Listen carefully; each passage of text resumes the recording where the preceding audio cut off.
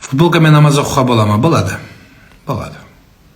Енді былай ғой, біздегілер тисе береді, футболкамен оқуға болмайды, тақиясыз оқуға болмайды, былай істесең болмайды, олай істесең болмайды. Өзі намазға жаңадан келген адам, өзі намазды үйрету проблема болып жатқан кезде, біздікілер былай жүрсең болмайды, былай демалсаң болмайды, футболкамен болмайды, тақиясыз болмайды, жалаң аяқ оқуға болмайды, мынандай істеуге болмайды, мынандай істеуге болмайды деген, бұл бәрі жай нәрсе. Дұрыс, бар нәрсе, бірақ бұл кімге керек? Анау өмір бойы намаз оқып жүргендер қарқы басын сон. Біз өз жаңадан бастадық, мен қанша куәсімін. Жаңадан намаз бастаған адамдар анау айта береді, мынау ақыл айта береді, бүйтсең болмайды, үйтсең болмайды. Bir күні тұрып алды да, қойшы деді. Мынаған сен былай етеді, мынаған сен былай етеді. Не істеу керек деді? Қойшы деп жинап тастады. Тура сол сияқты болып жүр біздің қазір көптеген адам. Bir күні мешіттің ішінде спорласқан ғой.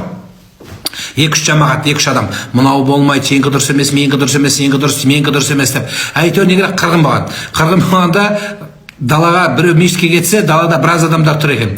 Біразы біреу тұр екен. Несін десе, мен періштемін депті. Осы мешіттің ішіне байланған періштені не далада тұрсын десе,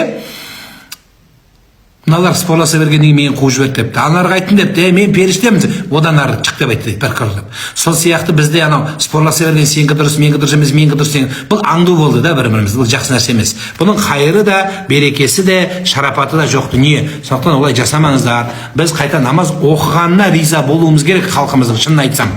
Өйткені сол совет үкіметінен көрген қорлығына қарамастан, сондай нәрсеге қарамастан намаз оқып, ғибадат жасап, намазын тастамай жүрген адамға қайта қамқоршы болып бата берудің орнына біздікілер жан жейміз, сенікі қабыл, менікі қабыл емес, сенікі қабыл, менікі қабыл емес деген мәселе. Сондықтан бұл жақсы нәрсе емес.